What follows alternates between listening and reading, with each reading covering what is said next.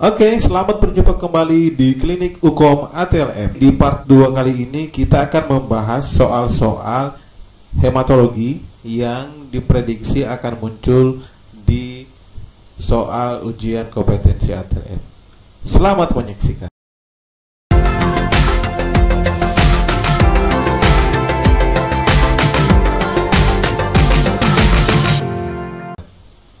Soal pertama, sampel darah seorang pria telah dilakukan pemeriksaan darah dan diperoleh hasil sebagai berikut.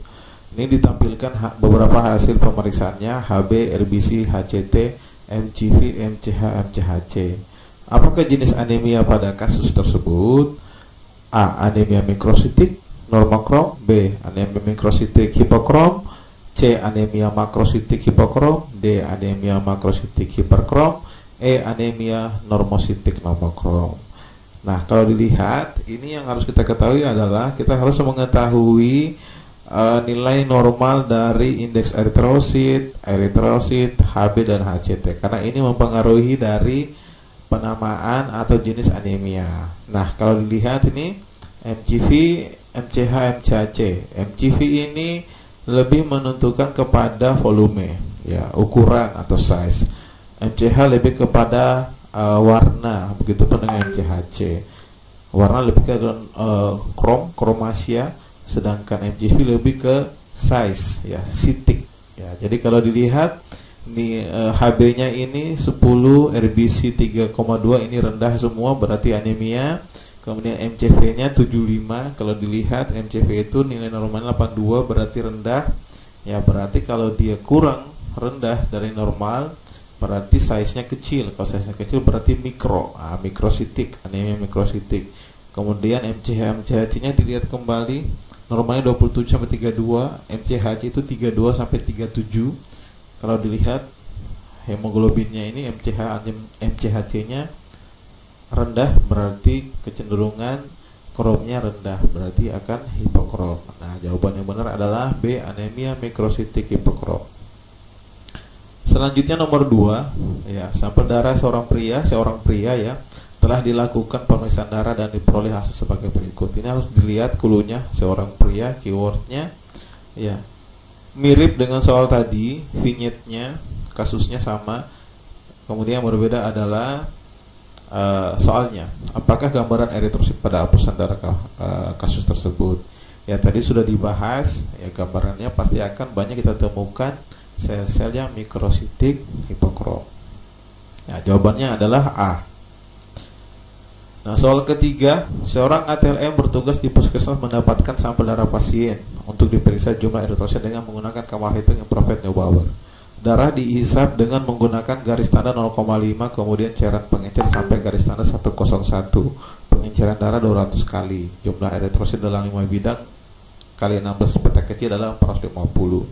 Berapakah jumlah eritrosit per milimeter kubik darah? Ini yang harus diingat teman-teman. Rumusnya adalah untuk eritrosit itu N dikali dengan 10.000. Ya, sedangkan kalau leukosit itu N dikali dengan 50.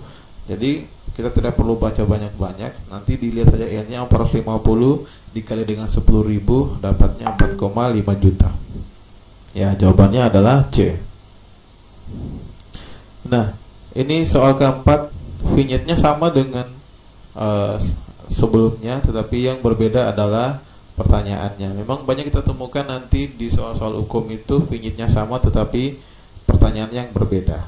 Nah, kita lihat apakah nama larutan pengencer yang digunakan pada prosedur tersebut. Ya, karena ini adalah eritrosit. Ya, kalau eritrosit berarti dia menggunakan larutan HYM. Ya, jawabannya adalah B. Larutan TURK itu untuk leukosit, sedangkan reseker untuk trombosit. Yang lainnya itu bukan digunakan untuk kamar hitung. Ya, soal nomor 5, ya, seorang ATLM yang bertugas di laboratorium rumah sakit A melakukan pemeriksaan darah dengan menggunakan alat hematologi analyzer. Hasil pemeriksaan darah diperoleh error eritrosit dan timbul tanda flag pada histogram. ATLM kemudian melakukan koreksi dengan evaluasi darah tepi. Hasil pewarnaan dengan GMC terlihat eritrosit berwarna biru pada mikroskop.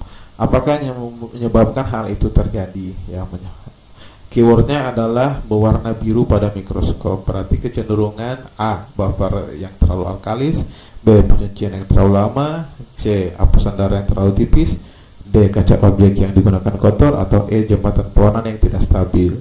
Yang paling benar adalah buffernya yang terlalu alkalis. Jadi karena dia terlalu alkalis sehingga menyebabkan warnanya kecenderungan itu akan berwarna biru, karena pH yang alkalis itu akan menyebabkan warna lebih ke arah biru. Ya, seperti itu. Soal nomor 6, ya ini sudah kelihatan. Jawabannya ada makrositik. Ya, seorang pasien pada pria riwayat hati kronik melakukan pemeriksaan hematologi dan ditemukan kelainan hematologi. Indikasinya mengarah ke anemia refraktor, di mana tim laboratorium menunjukkan hasil sebagai berikut.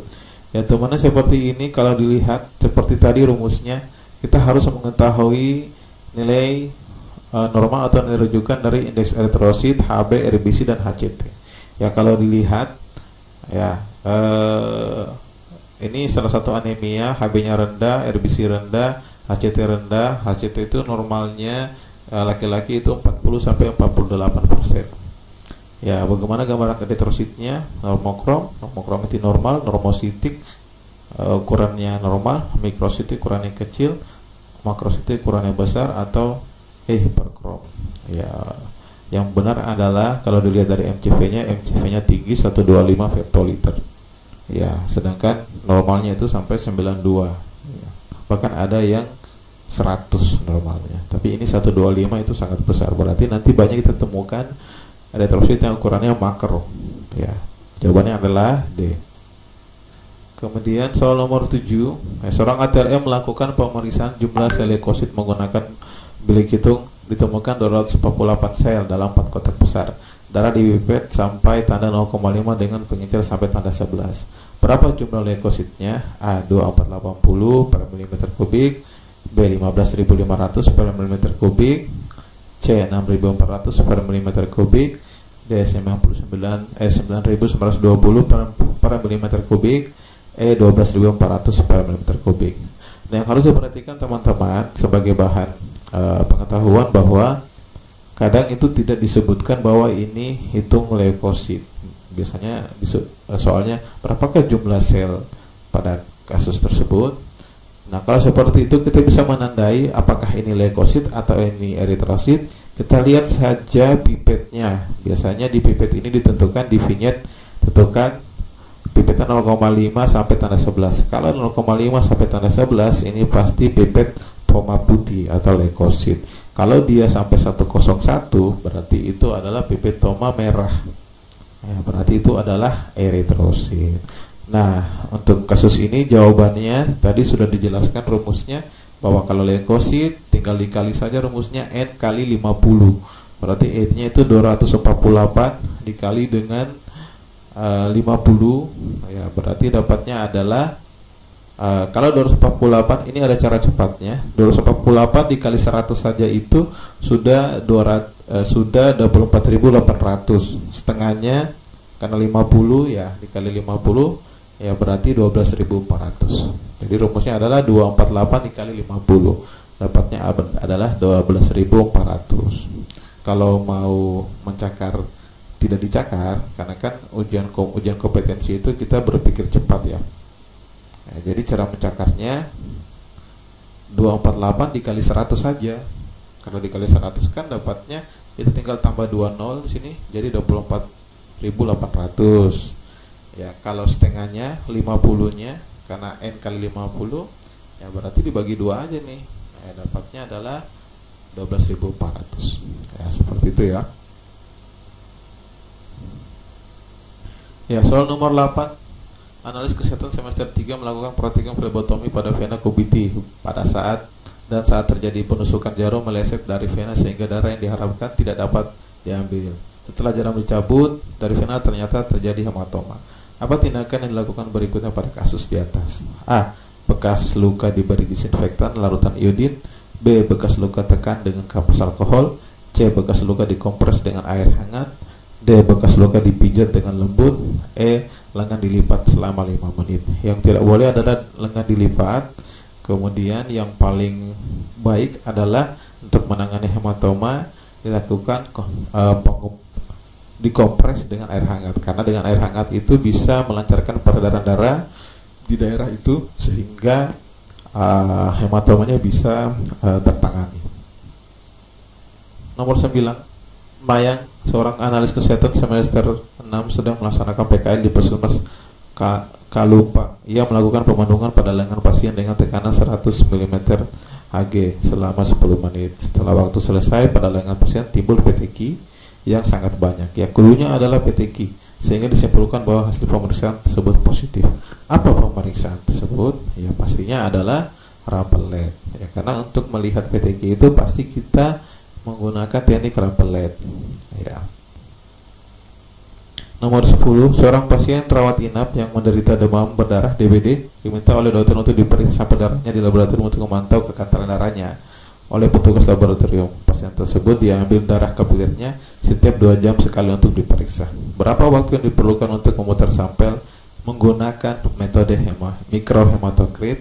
Yang pastinya adalah 5 menit, karena ini menggunakan metode mikrohematokrit. Ya. Nomor 11, sampel darah dan sputum diterima analis seorang bapak yang memeriksa kondisi kesehatan dan keluhan batu-batu, 3 minggu tidak sembuh, berkeringat dalam hari, berat badan menurun. Pada pemeriksaan hitung jumlah leukosit menggunakan kamar hitung ditemukan 300 sel. Pada pemeriksaan LED, larutan pengencer apa yang paling tepat digunakan? Ya, yang paling tepat adalah pengencernya adalah NaCl, ya, atau larutan fisiologis yang 0,9. NaOH tidak, alkohol bukan fisiologis, fluorida bukan, amonium oksalat bukan. Ya, jadi intinya kan adalah larutan pengencer, bukan antikoagulan. Oke. 12, sampel darah dan sputum diterima analis dari seorang bapak yang memeriksa kondisi kesehatan dengan keluhan batuk. Soalnya sama, tetapi yang ditanyakan berbeda. Ya, berapa nilai jumlah leukosit jika pengenceran digunakan sebanyak 20 kali? Ya, volume kamar hitung 4/10.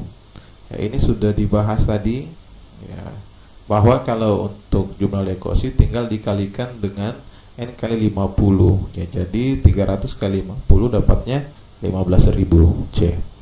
Oke.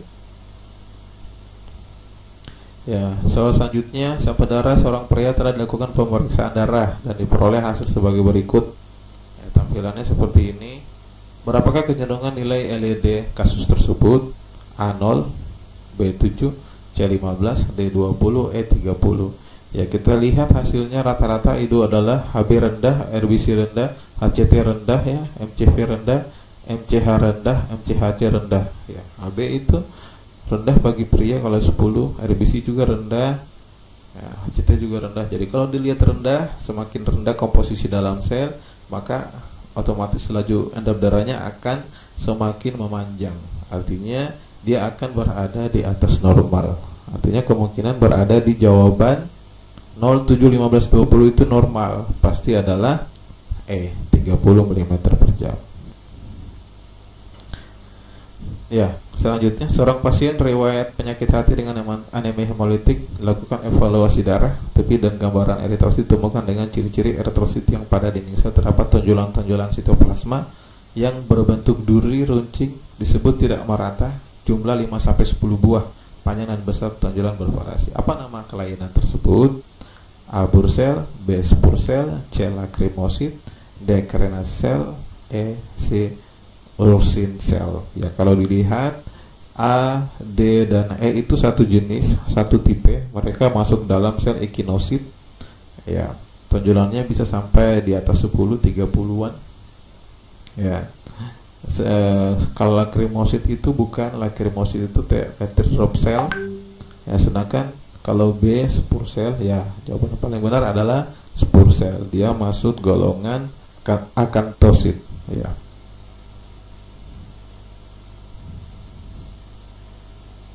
Nomor 15, sampel darah dan sputum diterima analis dari seorang bapak yang memeriksa kondisi kesehatan dengan keluhan batu-batu sudah 3 minggu tidak sembuh, berkeringat di malam hari, berat badan. Ini sama soal tadi, 300 sel. Menggunakan kamar hitung ditemukan 300 sel.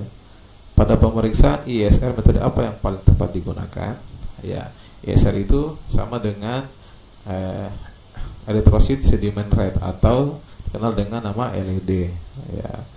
Jadi metodenya adalah yang paling tepat makro dan mikro, improved Neubauer bukan, Sally Sianmed bukan, Westergren dan Winthrop oke, hitung jumlah dan analyzer.